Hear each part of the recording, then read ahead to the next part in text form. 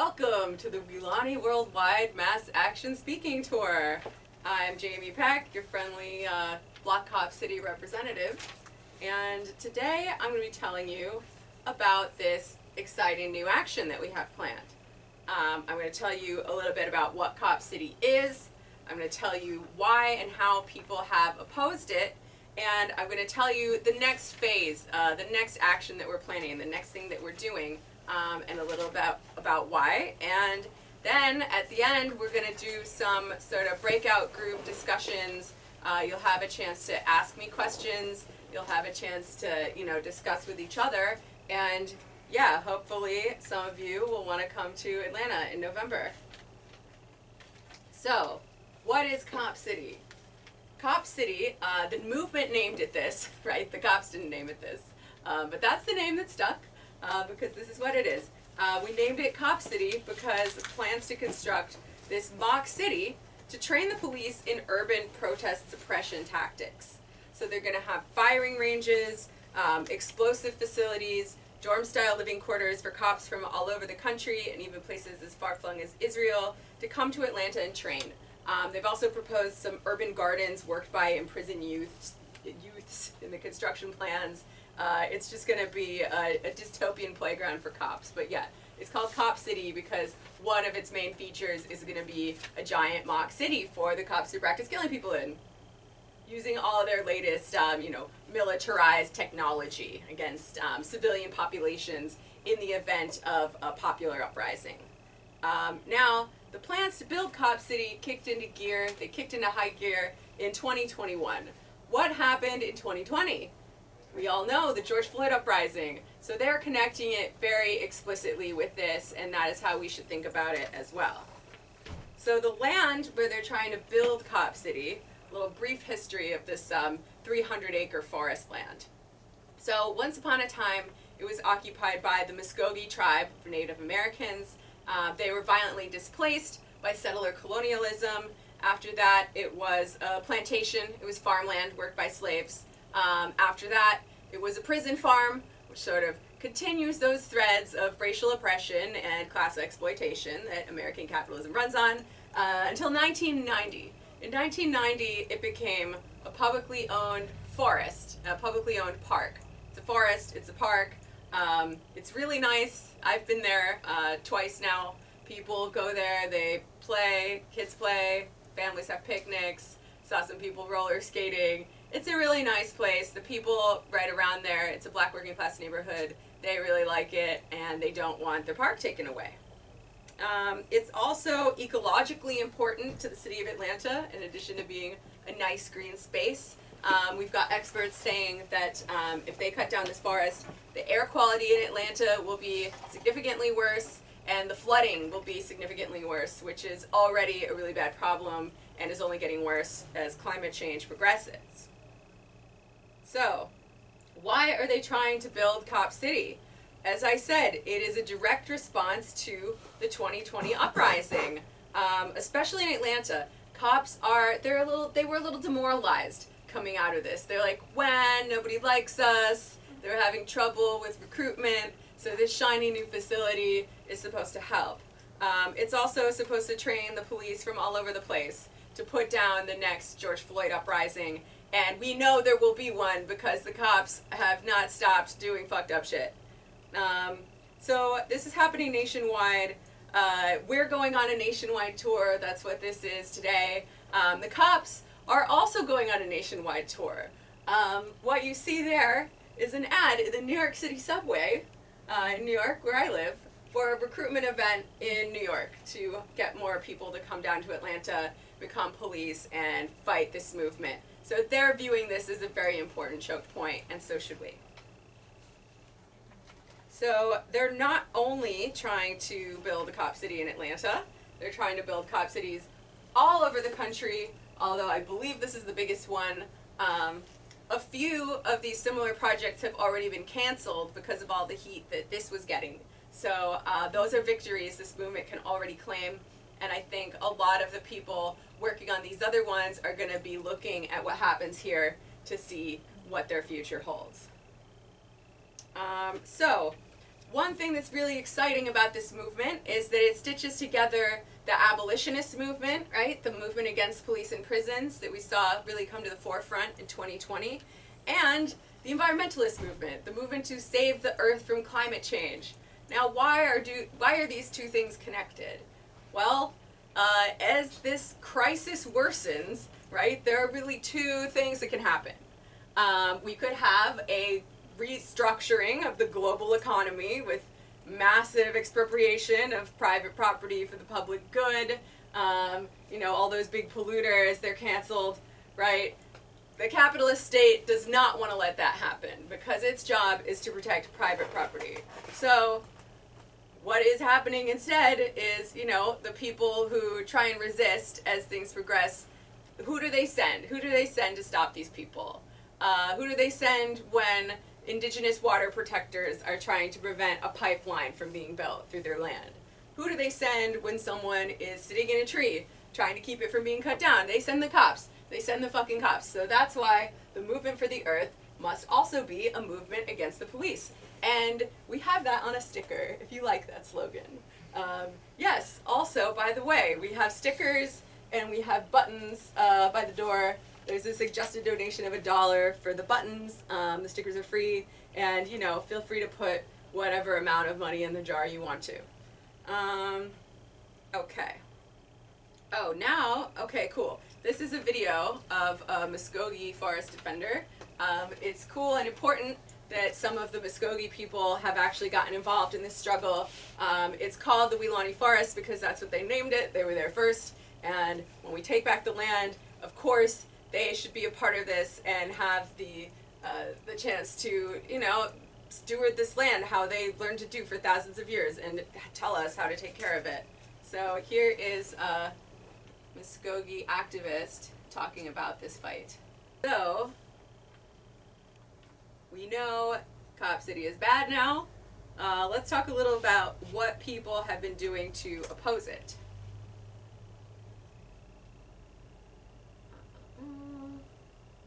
How are people opposing Cop City? So, an important thing about this movement is that it is a decentralized and autonomous movement with a horizontal structure. So there are lots of different groups involved, lots of different people, and the composition of it is such that we can all be working at the same time for the same goal, but for potentially very different reasons, right? And we don't have to come to any necessarily practical unity on our exact ideology, any kind of mass line.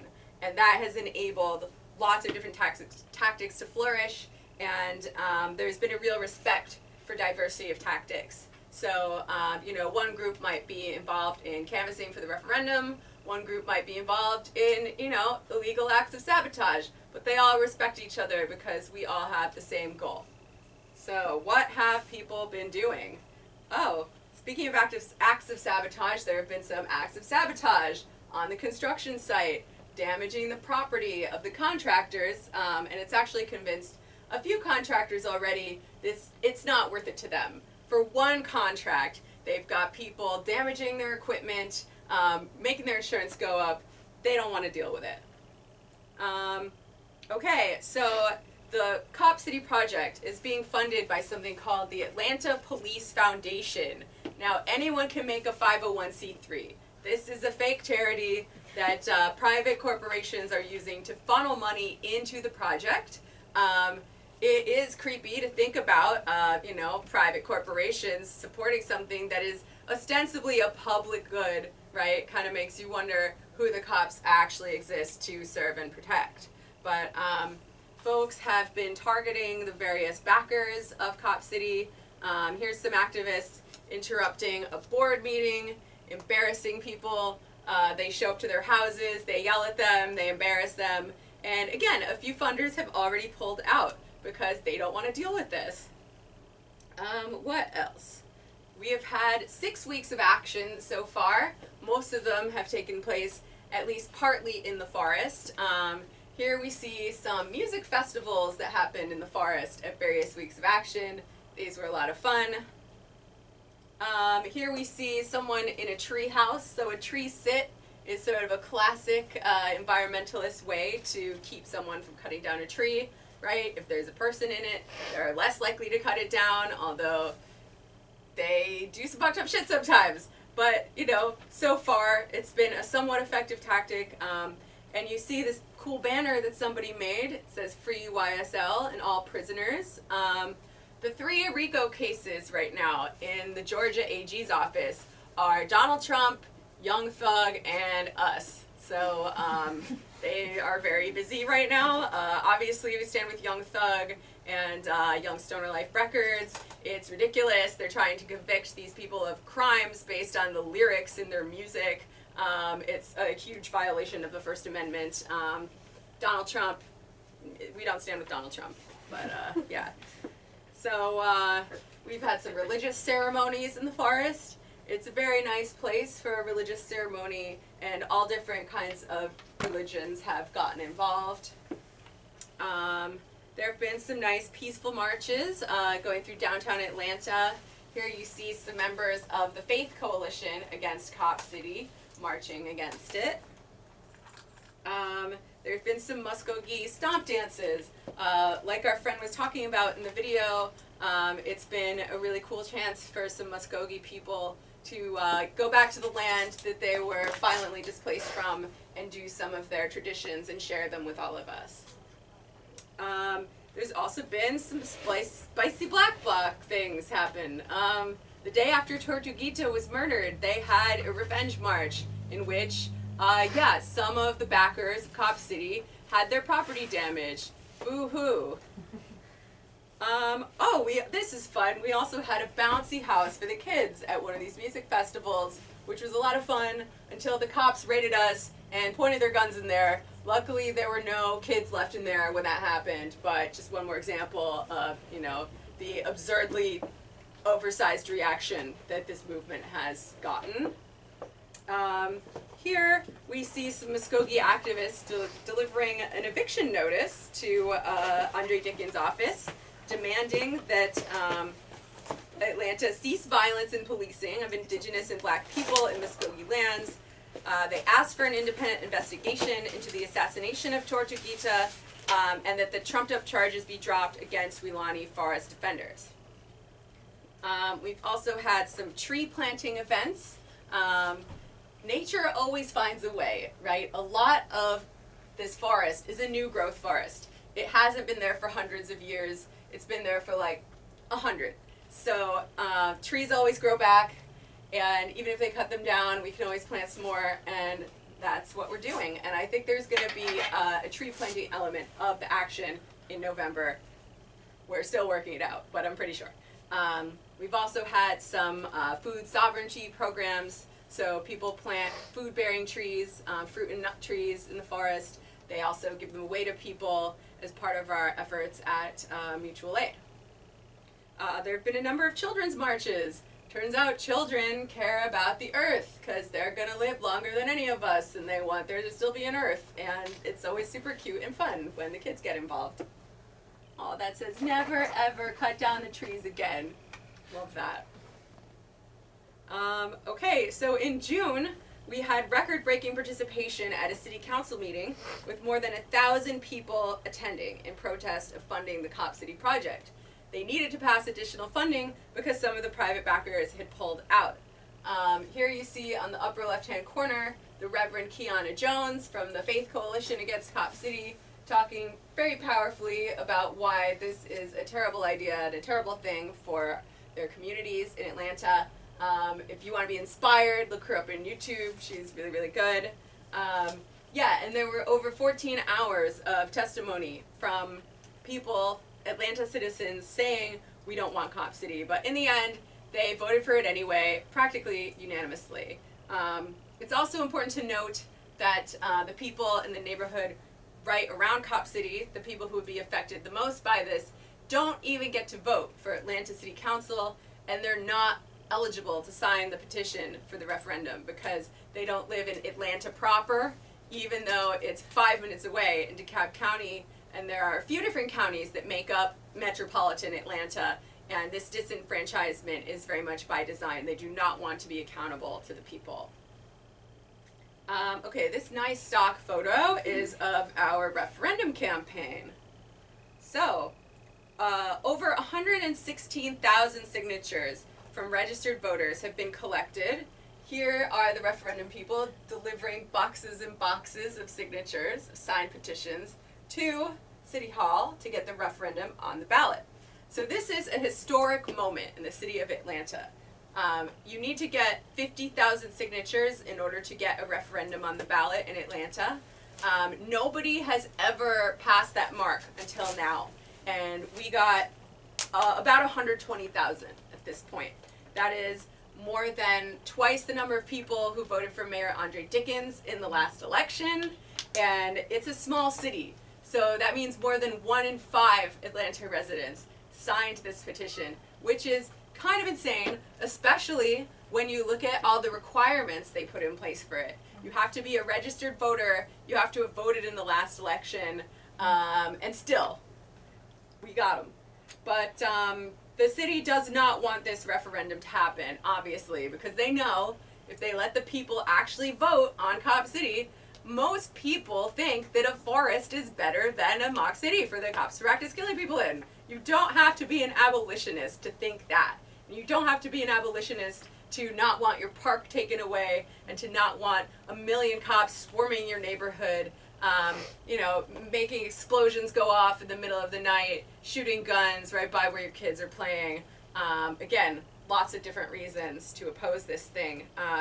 So they're trying to snuff out Democratic votes. They're using a voter suppression tactic called signature matching, where if your signature on the petition doesn't exactly match the one they have on file for you, maybe you had some groceries in your hands, maybe you had a baby on your hip, they are going to throw it out. But even with all of these tricks, we definitely have more than we need to get it on the ballot. So the referendum was supposed to happen in November. That is originally why we planned this action for November. It's been pushed back to March, and the city is going to try and push it back even further. So if anything, I think that highlights the need for some kind of direct action in addition to that. Also, the Republican primary is in March, so that might be one reason why they wanted to have it then. Because, you know, it's going to bring out the fash. So, what hasn't the movement done? Again, there's been lots of respect for diversity of tactics, so the movement has not declared itself for or against property destruction. There is not one central person or organization who controls who can say and do what. And of course, we have not bought into these absurd state narratives of white outside agitators and violent extremists. So, this movement, as I said, it's been very broad and it's been pretty effective so far. Here are some examples of the pressure working. A number of investors have dropped out, a number of contractors have dropped out, and a professor actually resigned from the Atlanta Police Foundation after facing student protests and floods of phone calls. So never let it be said that the Zoomers can't do things. They're doing all kinds of shit. The kids are great. Anecdotally speaking, on this tour so far, I've gotten to meet a lot of like really young people, and they are great. I'm like, do I want to be a professor? I love them. So because this has been such a broad and effective movement, the state has really ramped up the repression to 11. So the photo on the upper right-hand corner, it looks like it's from Guantanamo Bay. That is the bond hearing from the people who were arrested at the music festival in March. So basically what happened was the cops were mad. They couldn't catch any of the Black Bloc that did some sabotage on the construction site earlier in the day. So to retaliate, as if in a war, right, they went to the music festival and started arresting people who were just there enjoying the music. They were shooting tear gas, they were shooting pepper balls, they were pointing their loaded guns, and it was a really terrifying situation. Now some of these people have been charged with terrorism, which is just fucking ridiculous, and everybody knows it. So about 100 people in the movement are now facing charges. 42 people have domestic terrorism charges. 3 people have been charged with felony intimidation for flyering, and 61 people are facing RICO charges. These are a kind of charge that is meant to be used against the mafia, against organized crime. They're using them against forest defenders and trying to make protest illegal. Also, the date of the start of the conspiracy listed in the RICO indictments is the day that George Floyd was murdered. Now, the plans for Cop City were not even public yet at that point. So once again, they're doing the work for us, connecting it to the uprising of 2020. Yeah, okay, so in the middle you see a photo of the militarized SWAT raid that happened of the people running the Atlanta Solidarity Fund. So there's 3 people who are running a fund that provides, you know, reimbursement for camping materials, you know, zines, food, shit like that, bail. And for this, they were raided by a militarized SWAT team at their house that was designed to scare them. And obviously this is bullshit, still really bad that's happening. And of course, on the left, the person on the left is Tortuguita Manuel Tehran. They were a forest defender who was very involved with the movement, moved to the forest in order to defend it. So Tortuguita was sitting on the ground like this, according to the autopsy that was later released, when a multi-agency raid shot them at least 57 times. Now, the police said Tortuguita shot first and there was an officer wounded. But it's very hard to shoot a gun when you're sitting in this position. Also, there was no gunpowder residue found on their hands, which would have been there if they had shot a gun at the police.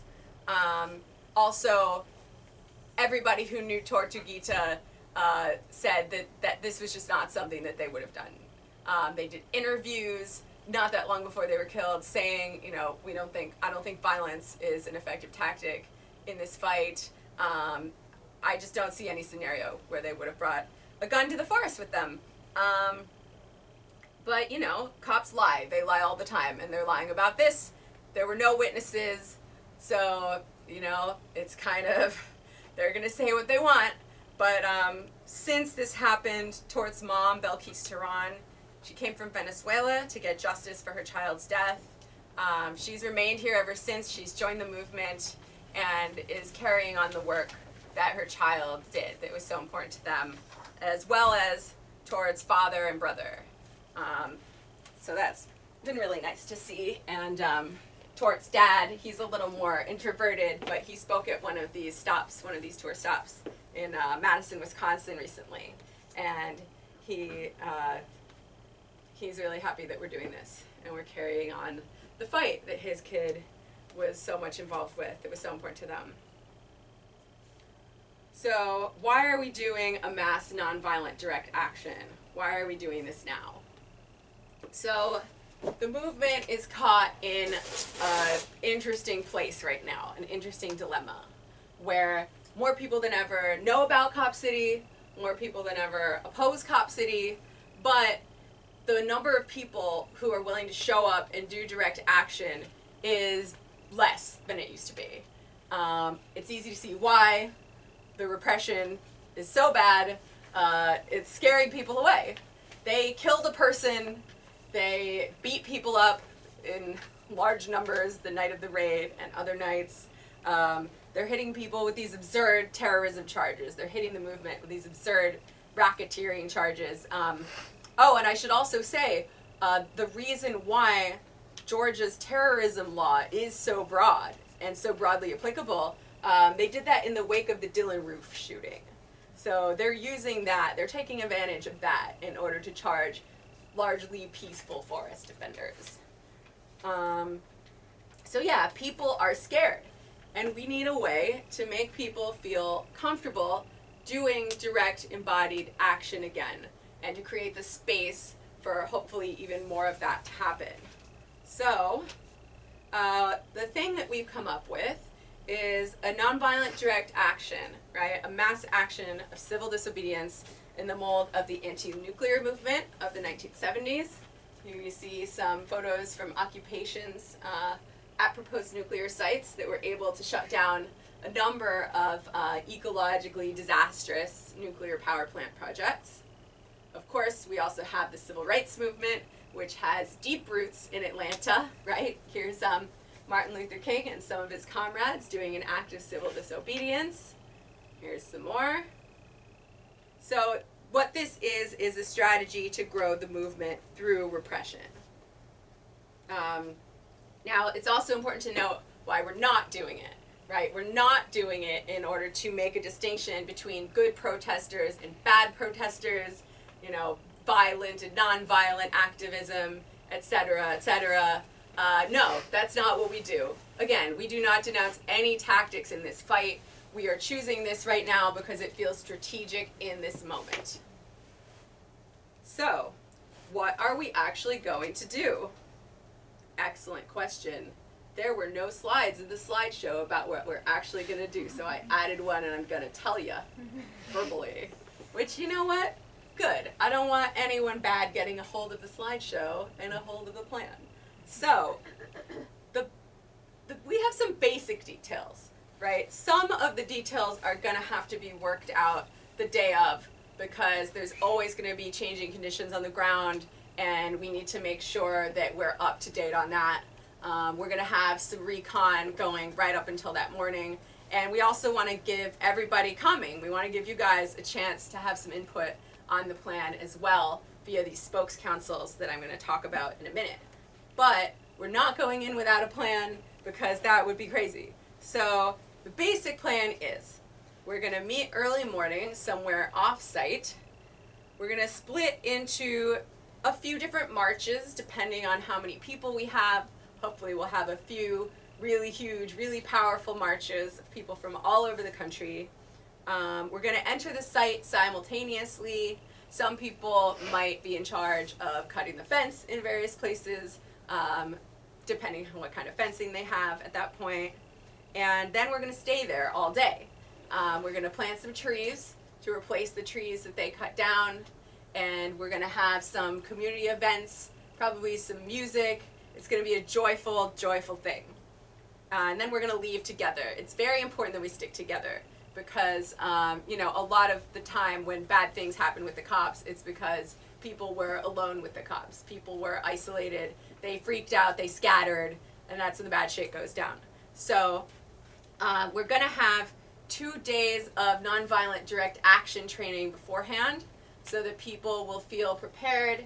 And we're going to train in all sorts of de-escalation tactics, how to keep people safer, what to do when someone's getting arrested, and more. So I don't want to pretend that this is a 100% safe thing.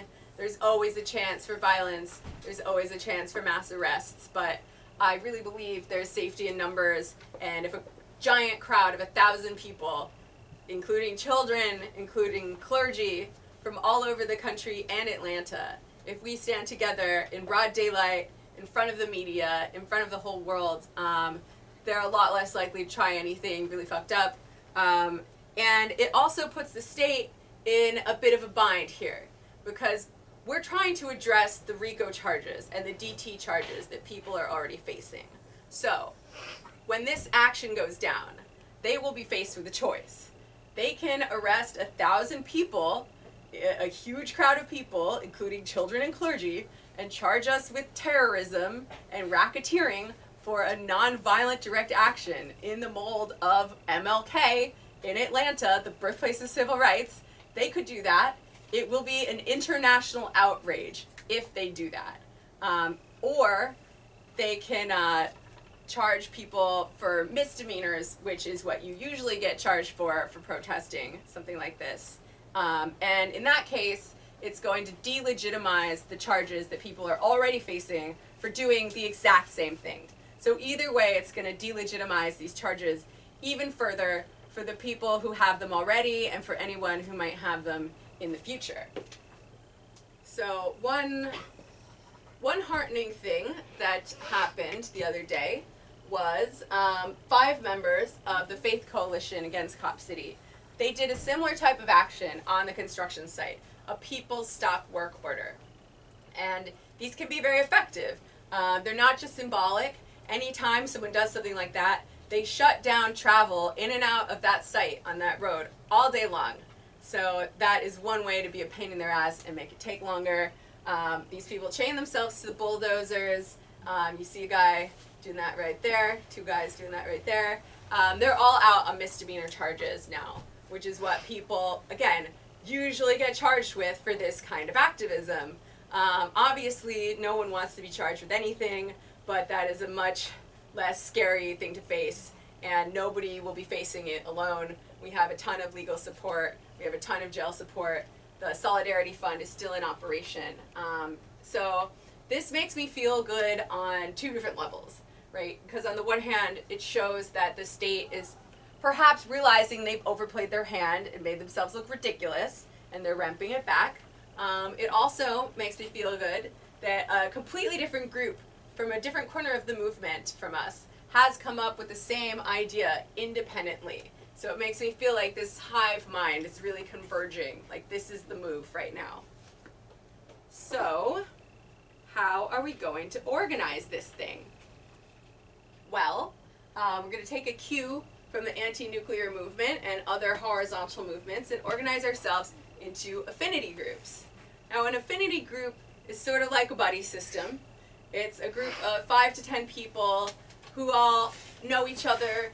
Maybe they've organized together a little bit. Maybe they're just friends and they trust each other, and they can travel together and make decisions together and, you know, help check in on each other and help take care of each other and keep each other safer than if everybody was coming alone. They allow for this kind of mass horizontal organizing using spokes councils. And what that is, okay, so each affinity group, all of these, I don't know why they made us snowflakes. That's kind of funny. All us beautiful, strong snowflakes, right? We're gonna organize ourselves into groups, and then each one will have one representative. So that will be easier than trying for 1,000 people to all talk in a room at the same time. Everyone will have one representative on the spokes council that can convey the questions and concerns of their group, and that way everybody gets a say in this sort of horizontal anarchistic organizing model. So, oh yeah, here's another picture from the action the other day. It was really based. So yeah, I am inviting all of you to form affinity groups, make plans to come to Atlanta, attend the 2 days of NVDA trainings there, as well as the spokes councils, as well as some fun stuff that's going to happen, because we're planning some concerts, planning some talks, we're planning some like collective care sessions for healing after the event. It's going to be really fun, in addition to, you know, important and serious. And yeah, we invite you to come make history with us.